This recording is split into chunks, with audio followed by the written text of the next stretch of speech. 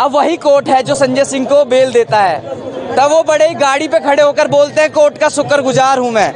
अब उसी कोर्ट ने कल दोषी ठहरा दिया, कह दिया कि तुम्हारे खिलाफ पुख्ता सबूत है, कोई गैर कानूनी तुम्हारा अरेस्ट नहीं किया, तुम्हें गैर कानूनी तरीके से, कानूनी तरीके से अरेस्ट किया, पुख्ता सबूत है और आप सरगना हो, इसके मुखिया हो। तो विश्वास ही उठ गया उनका तो न्यायपालिका पे से। सर देखिए, मैं कई बार बोल चुका हूँ, तमाम मीडिया चैनलों पे बोल चुका हूँ, अरविंद केजरीवाल जी की बातों पर भरोसा करना बहुत ही मुश्किल है, क्योंकि अरविंद केजरीवाल की बात और गधे की लात पे कभी भरोसा नहीं करना चाहिए। अरविंद केजरीवाल अगर इतने ही ट्रस्टवर्दी होते तो वो समय समय पर अपने बयान नहीं बदल रहे होते, पहली चीज़। दूसरी चीज़, अरविंद केजरीवाल जी के ऊपर कोर्ट ने जितनी तल्ख टिप्पणी की है, आज तक किसी भी नेता के लिए इतनी तल्ख टिप्पणियां नहीं आई हैं। कोर्ट ने बड़ा क्लियर शब्दों में बोला कि ये जो मामला है शराब घोटाले का, ये आपके याचिकाकर्ता के और ईडी के बीच का मामला है, इसमें केंद्र सरकार का कोई लेना देना नहीं है। लेकिन ये जनता में बरगला रहे हैं कि केंद्र ने करा दिया, केंद्र ने करा दिया, केंद्र ने करा दिया। ये देश का हाई कोर्ट बोल रहा है। अब देखिए केजरीवाल जी के साथ समस्या क्या है, मुझे इस पे याद आता है, एक बार जावेद अख्तर जी ने इनसे पूछा था एक कॉन्क्लेव में सवाल, तो उन्होंने भी ये कहा था कि केजरीवाल जी जो आप सबूत लाते हो वो कहाँ से ऑथेंटिक है, कैसे वो प्रूव होता है कि ये सही है या गलत है।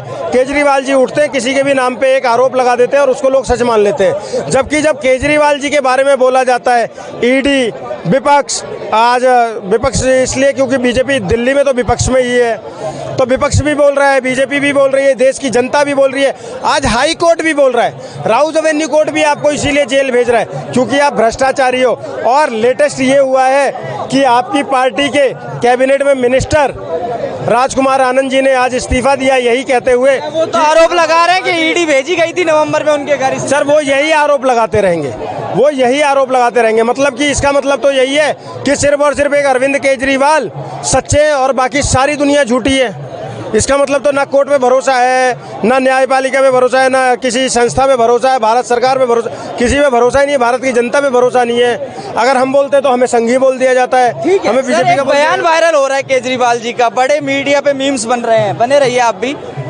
इस कुर्सी में कुछ गड़बड़ है, इस कुर्सी पे बैठते ही आदमी खराब हो जाता है। अब तो वो उन पे भी आरोप लग गए, जेल में है, इस्तीफा नहीं देंगे लेकिन सरकार जेल से ही चलाएंगे। देखिए इस्तीफा इनको देना पड़ेगा क्योंकि ये भ्रष्टाचारी, वो तो नहीं दे रहे। अगर अपनी जिद पर अड़ा है ये केजरीवाल जी तो ये गलत है। इनको जब तक अपना साफ ना करे, अपने को हाई कोर्ट या सुप्रीम कोर्ट साफ नहीं करती, तब तक इसको इस पद पर रहना गलत है।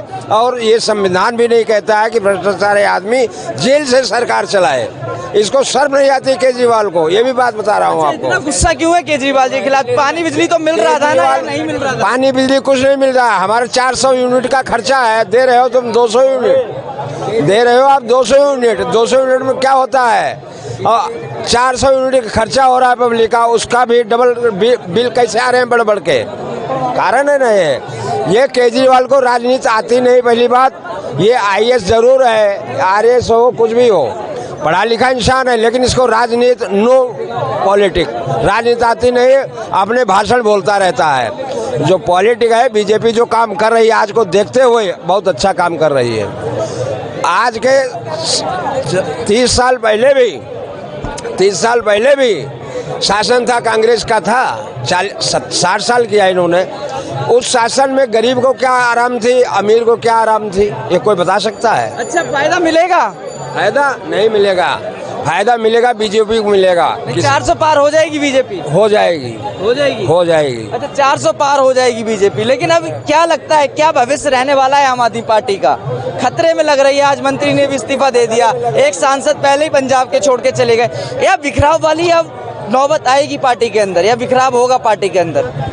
देखिए, जब हम जमीन के अंदर जिस भी पौधे को उगाते हैं, बीज डालते हैं, आम का पौधा लगाएंगे तो उस पर आम लगेंगे, आम का ही फल आएगा। केजरीवाल जी ने भ्रष्टाचार के खिलाफ लड़ाई लड़ने की शुरुआत करके अपनी राजनीति को जन्म दिया, तो वो पौधा उगा कि हाँ, ये ईमानदार पार्टी हो सकती है। ऐसे दावा भी किया उन्होंने कि मैं कट्टर ईमानदार हूँ। लेकिन आज उसी भ्रष्टाचार के आरोप में केजरीवाल जी तिहाड़ जेल में बंद हैं। तो इससे क्या मतलब हुआ? जो चीज़ आप भ्रष्टाचार से लेके चले, जन में बड़े बड़े सत्ता हासिल की, उसी भ्रष्टाचार में आपकी राजनीति का अंत होना है। इसको कोई रोक नहीं सकता, यह प्रकृति का नियम है। आप अंत तो होना है। कहीं कांग्रेस ने गठबंधन करके गलती तो नहीं कर दी आम आदमी पार्टी से? दिल्ली में कहीं नुकसान कांग्रेस को जो 3 सीटों पे लड़ रही है वो उससे भी हाथ ना धो बैठे। एक सीट भी नहीं ला पाए। मुझे लगता है कि कांग्रेस ने ना सिर्फ दिल्ली में ही गठबंधन करके गलती करी है, बल्कि अगर कांग्रेस एक सही मुद्दा, हालांकि उनके पास है भी नहीं मुद्दा, वो तो जबरदस्ती एक पप्पू को लॉन्च करने में लगे हुए हैं। अदरवाइज अगर सही मुद्दे लाकर पूरे देश में अपने दम पर चुनाव लड़ती तो शायद अभी से ज़्यादा अच्छी स्थिति में होती। आज तो कांग्रेस की ये स्थिति हो गई है कि जिस राज्य में जाते हैं वहीं भीख मांग रहे हैं। यहाँ पर 11 सीट पे लड़ लेंगे, यहाँ पर 3 सीट पे लड़ लेंगे, यहाँ पर 5 सीट पे लड़ लेंगे।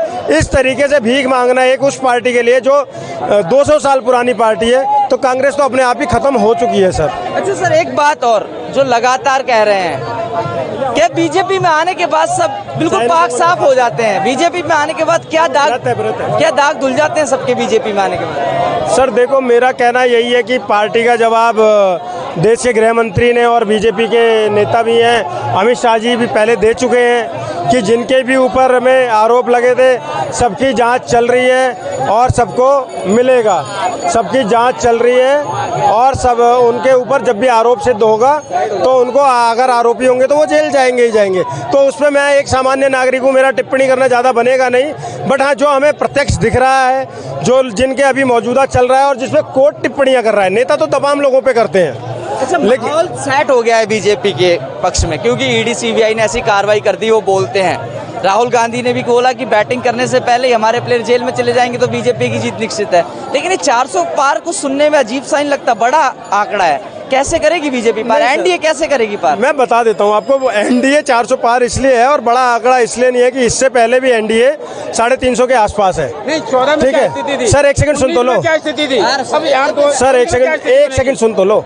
तो उसको देखते हुए 19 सर ने सही कहा कि 14, 19 और आज 24 की स्थिति को देखते हुए वो आंकड़ा बहुत बड़ी चीज़ नहीं। दूसरी चीज़ एक और बता दूं, आज जो इंडी गठबंधन है, सो कॉल्ड गठबंधन, क्योंकि गठबंधन जैसा कुछ रहा नहीं है, आज वो इंडी गठबंधन कहीं ना कहीं धड़ाम हो चुका है।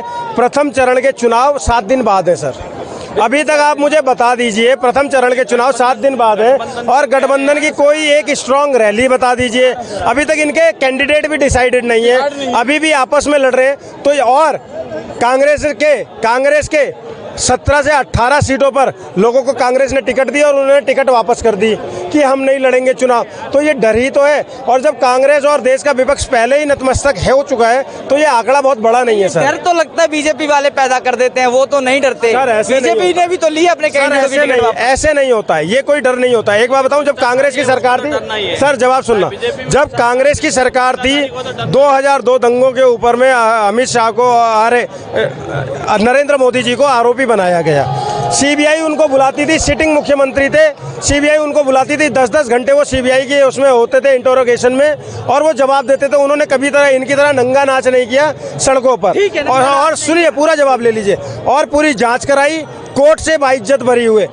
तो वो तो नहीं डरे। और आज देश के प्रधानमंत्री हैं नरेंद्र मोदी, तब देश के प्रधानमंत्री हैं जिस समय उनकी भी पार्टी के कुछ लोग उनके खिलाफ हुआ करते थे। तो उनकी वो कर्तव्य निष्ठा थी जो उन्हें यहाँ तक लाई है। अगर आप पाक साफ हो, जांच कराओ, अगर आप सच्चे साबित होते हो, जनता आपके साथ होगी। अच्छा सर, क्या दिक्कत है? बिजली पानी तो मिल रही थी दिल्ली में फ्री में।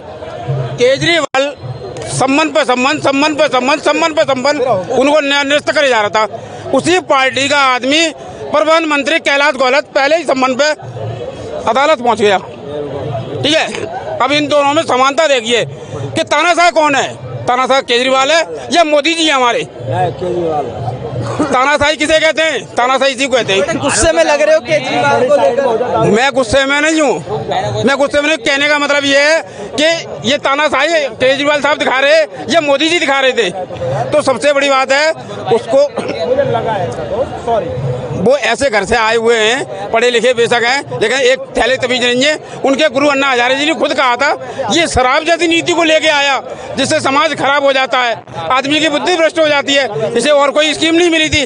अन्ना हजारे जी खुद इनकी बुराई कर रहे हैं जो कि इनके गुरु थे। अरे कई लोग तो बीजेपी पे बड़े आरोप लगा रहे हैं कि बीजेपी का षड्यंत्र है, आम आदमी पार्टी को खत्म करना चाहती, डर गए थे मोदी जी। नहीं, वो जो कह रहे हैं वो सही है। केंद्र में बीजेपी बैठी हुई है और जो ये नीचे बैठे हुए हैं, सीबीआई है, कहता है जो भी है XYZ, ये ये किसके कहता है ये काम करने के लिए बैठे, ये कहता है हराम की जगह है तनख्वाह लेने के लिए बैठे। जब ये काम करेंगे तभी तो इन्हें तनख्वाह मिलेगी। जब इनसे काम लिया जा रहा है और जो घोटाले कर रहे हैं उन पर काम न करे वो जाकर के, उनको पकड़े नहीं, उनको जेल नहीं भेजा है, तो जो जैसा करेगा उसके साथ वैसा ही होगा। अच्छा, दुर्गेश पाठक को भी बुला लिए पूछताछ के लिए। ऐसा लग रहा है एक नेता जाता है दूसरे का नाम ले जाता है। केजरीवाल खुद आतिशी का और सौरभ भारद्वाज का खुद नाम लेके गए, लेकिन उन्होंने दुर्गेश पाठक का नाम ले दिया था किसी। विजय नायर को, एक आम आदमी को, एक चलते आदमी को उसे बंगला अलॉट हो रहा है जो किसी मंत्री का बंगला है। घोटाले कौन कर रहा है? ये केजरीवाल कर रहा है, आम आदमी पार्टी कर रही है, कोई और कर रहा है। विजय नायर को बंगला देने का कारण बताओ।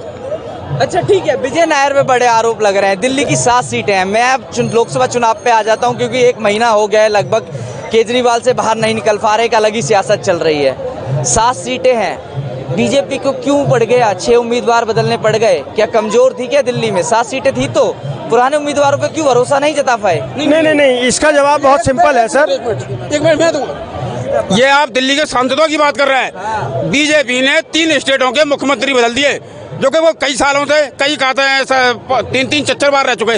जब उनको बदला जा सकता है तो ये तो मामूली सांसद है, इन्हें क्यों नहीं चेंज करेंगे? नए आदमी को मौका देना बहुत जरूरी है और भारतीय जनता पार्टी की सबसे बड़ी खासियत है। तो आ रही है, कोई सेंधमारी तो नहीं हो जाएगी? 7 सीटें आ रही है, कोई सेंधमारी तो नहीं? कैसे? कौन है? देखिए कोई नहीं है टक्कर में, क्यों पड़े हो चक्कर में? अच्छा आप कुछ कह रहे थे। सर ऐसा है, देखो बीजेपी का हमेशा से ये एक रहा है कि वो नए लोगों को, नए चेहरों को मौका देती है।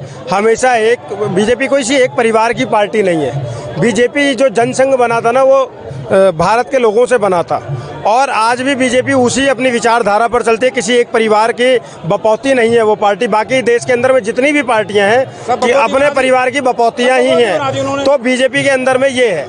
तो उन्होंने इसलिए ये कैंडिडेट बदले, ठीक है, बीजेपी के 6 कैंडिडेट बदल दिए। और आप सिर्फ 6 कैंडिडेट क्यों देख रहे हो? देश भर के अंदर में बहुत सारे कैंडिडेट बदले गए क्योंकि नए चेहरों को मौका दिया जाना चाहिए और ये मुझे लगता है कि इसका स्वागत भी करना चाहिए, पहली चीज। अब दूसरी चीज, आप भी यहीं दिल्ली में हो, मैं भी यहीं दिल्ली में हूँ, दिल्ली का ही वोटर हूँ और मैं आपको डंके की चोट पर कहता हूँ 25 मई को दिल्ली में चुनाव है और आप देखिएगा जिस दिन रिजल्ट आएगा, दिल्ली की 7 सीटें भाजपा के पास है। दिल्ली की 7 सीटें भाजपा के पास है। तो दिल्ली की बात हो गई, छोटा लूंगा, 5 मिनट का समय लूंगा, कीमती समय है, सबको घर भी जाना होगा।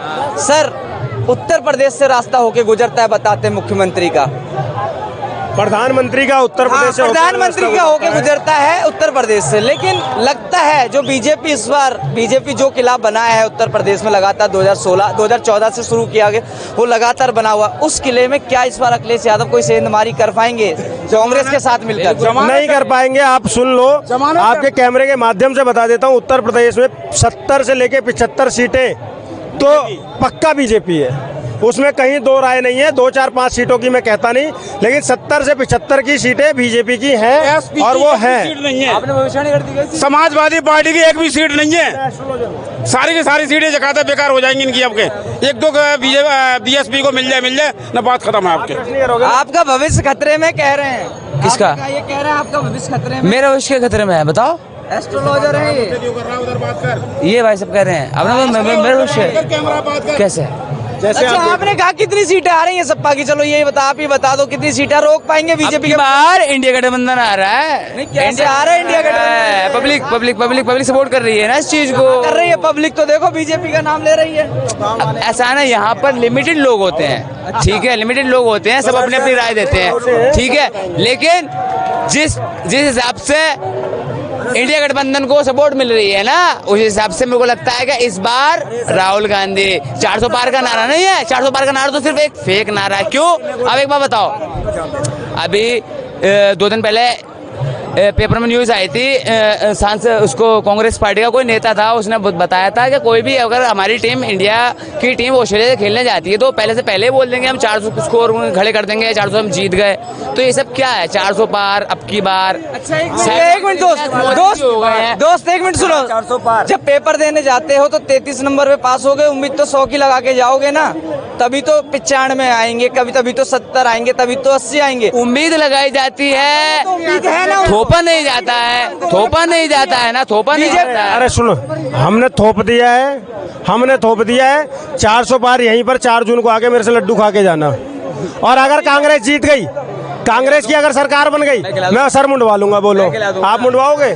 क्या बातें ठीक है सर, कुछ कहना चाह रहे हैं? मैं कहना चाह रहा हूँ कि जिन सरकारों ने 60 से 65-70 सालों में ग्रामीण इलाकों में लाइटें नहीं दिया, तो हमने अगर मोदी जी ने काम करा है 70% गाँव में लाइटें दे दिया, तो इसीलिए 400 पार है और कोई इसमें संदेह नहीं है। और बढ़िया भाजपा सरकार काम हुआ है आपके गांव में, क्षेत्र में डेवलपमेंट हुए, रोड बने हैं, लाइटें आई हैं, हाईवे बने हैं और पानी का काम चल रहा है। टंकियां अरे राहुल ये भाई बोल रहा है, राहुल गांधी को देश से कोई लेना देना वाला नहीं है, इटली का आदमी है, उसको भारत देश से कोई मतलब नहीं है, ना सोनिया गांधी से मतलब है। वो राहुल गांधी अपनी खुद की सीट छोड़ चुका है, भाग चुका है वो राहुल गांधी, और उसकी मम्मी भी भाग चुकी है। और ये 26 चोर चिरकुट लोगों का गठबंधन बनाया, चोरों को बचाने वाला गठबंधन है, एक भी चोर जीतने वाला नहीं है। मोदी के नेतृत्व में 400 पार जाएगी और ये सारे चिरकुटों की जमानत जब्त हो जाएगी। ये मैं छुपा के घूमेगा, ये 2 महीने का बाद देख लेने का। मोदी की अध्यक्षता में 400 पार होंगे लोगों का कहना है, लेकिन देखने वाली बात ये रहेगी कि 4 जून को किसकी सरकार बनेगी, कौन सत्ता में आएगा, कौन मुख्यमंत्री प्रधानमंत्री पद पर बैठेगा।